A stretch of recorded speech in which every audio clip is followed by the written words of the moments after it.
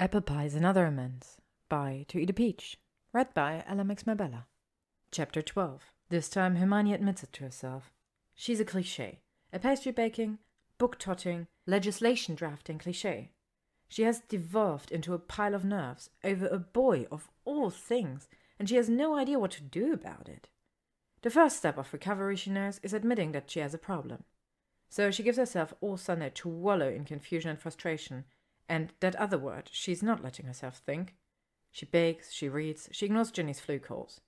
And she forgives herself for muttering throughout the day, working aloud on the jumble of emotions that seem to rise each time she thinks about Draco Malfoy. What the hell is going on? She asks herself on more than one occasion. And what the hell are we? Are they former childhood animals turned acquaintances, journeymen and apprentice bakers, partners in addressing his alcohol problem? Are they friends? Friendly something else's? Or is she completely insane and there isn't even a damn to overanalyze? The entire mess nearly makes her do what she considered before their first baking lesson. Toss the PTSD pastry tour, her career and her friendship, real, pseudo or otherwise, into a rubbish bin and then move to a tropical island with a mountain of books. Of course her brain also puts key limes on that island and the whole circuitous loop starts right back up again. On Monday morning, Hermione sets aside the chaos in her brain to focus solely on giant civil liberties. She spends the majority of the day drafting bills, arguing various points of law with clerks in the Department of Regulation and Control of Magical Creatures, and ailing Hagrid on the finer aspects of giant ethics, for a lack of better terms. As she hoped it would, the project becomes all-consuming, and she actually sleeps in the ministry that night.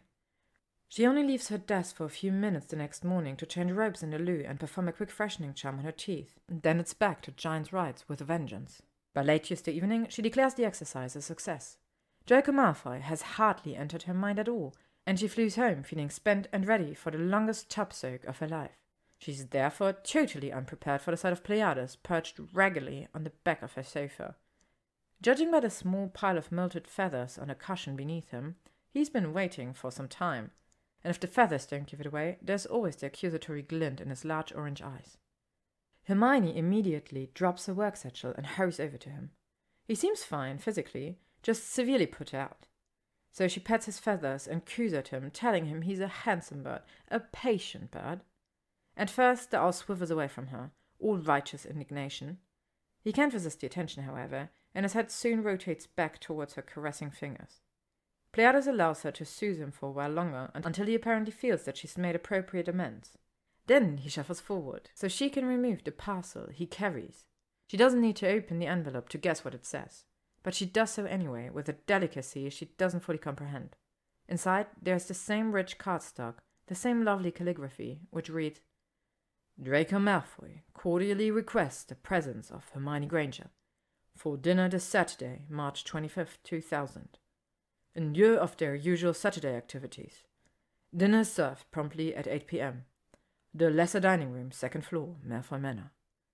In tiny parenthetical script below the body of the invitation, a single line states, Dinner to be prepared by Draco Malfoy. Merlin, help us all.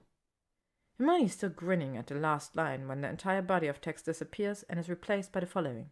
Dress is semi-formal, Granger. I trust you own more than knits and those fetching trainers you always wear.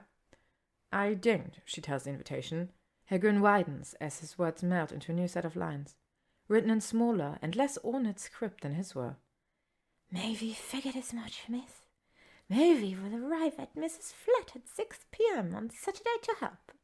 Please, miss, try to do something with that hair beforehand.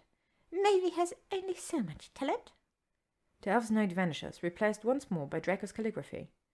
I would say sorry about that, Granger, but you only have yourself to blame. House elves rite initiations and all. See you Saturday?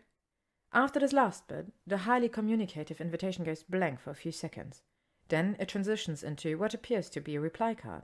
Hermione rushes for her quill, scribbles out an enthusiastic yes and her address so that Maeve can apparate nearby, and slips the card back into the envelope.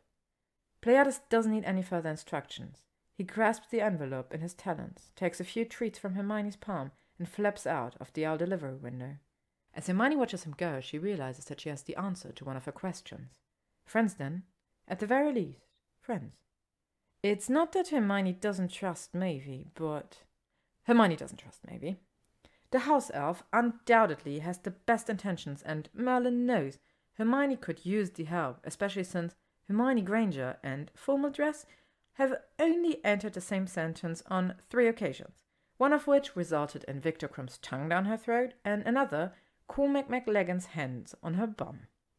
But truth be told, Mavie seems to know a great deal more about fashion than Hermione, and the witch finds that fact just a wee bit intimidating. That's why, after being admitted through the front door of Hermione's flat on Saturday evening, Mavie finds Ginny and a huge pile of borrowed dresses on Hermione's couch. To Hermione's relief, Mavie claps her hands delightedly at the sight. "How thoughtful, miss! Miss brought the Ginny Weasley for Mavie to meet." Ginny laughs. "The Ginny Weasley? Really?" "Oh, yes," Mavie enthuses. "Miss Weasley is quite famous, you know. Quite famous indeed." "How have you heard about Ginny, Mavie?" Hermione asked, taking a seat in one of the chairs that flanks her sofa. "The Daily Prophet, of course, and the lovely article in Witch Weekly about Miss Weasley's upcoming wedding." Ginny makes an astonished face. "Malfoy lets his house elves read the Prophet." At this, Mavie sniffs haughtily and places her tiny hand on her hip. Only then does Ginny notice the elf's attire. Another high-end purple suit, this one with a heavily embroidered red and black vest to match Mavie's red, open-toed pumps. Ringing up the possible cost of such an outfit in her head, Ginny lets out a low whistle. "Sorry, Mavie. I meant no offence, I swear." "No offence taken, Miss Weasley." Mavie rubs her hands together eagerly. "Now, let's see what goodies you've brought Miss Granger tonight." Hermione slumps back into her chair as the little elf and Ginny dig happily through the clothing on the couch. Items are held up, considered, and flung away with such speed that Hermione starts to wonder if she should just wear a knit dress like a sensible human being. Finally, Ginny pulls something from the pile that meets Mavie's high standards. It's a simple enough dress. Deep, wine-dark cashmere, with long sleeves and a curve-hugging skirt. There's even a hidden pocket for her wand. The neckline plunges a tad too low for Hermione's taste, but she supposes that beggars can't be choosers when it comes to another witch's robes. "This is lovely, Gin," Hermione says, running the fingers over the soft fabric. "Where did you get this?" "It's Fleur's, actually. She's been giving me a ton of stuff lately, since she won't have this figure after the baby." "Won't Fleur always have a perfect figure? She's part Velia. They hardly even age." Ginny shrugs. "Probably, but who am I to argue with a pregnant woman?" "Who are any of us to argue about this dress?" Mavie counters, patting the cashmere along with Hermione.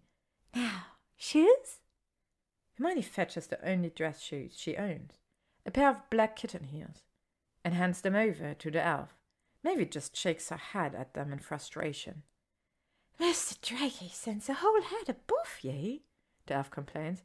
"These aren't tall enough, not nearly tall enough." "For whom? Him or me?" "For you, miss, obviously. How else are you supposed to kiss him?" Mavie is the picture of innocence, but Hermione almost swallows her tongue. Between her freckles, Ginny has gone one, and her gaze whips between Mavie and Hermione, as though they are playing a tennis match. Finally, Hermione manages a strangled reply. Who said anything about kissing?" Mavie waves her hand in dismissal. "No one did, but Mavie isn't blind." "Blind to what?" Ginny asks the question oh so casually, but she pushes herself to the very edge of her seat, as if even a single centimeter will affect her ability to hear the elf's answer. Hermione leans forward too, her hands clawed into the arms of her chair. Mavie doesn't detect any of the tension that has descended over the room. She's too busy examining the shoes, holding them against the dress with a grimace of distaste. "Miss Granger's one of the only witches to visit Mr. Draco in the last 3 years," Mavie says distractedly. "Aside from that horrid Pansy Parkinson and those insipid Greengrass girls." "Mavie?" Hermione gasps, but the elf merely shrugs. "Sorry, miss.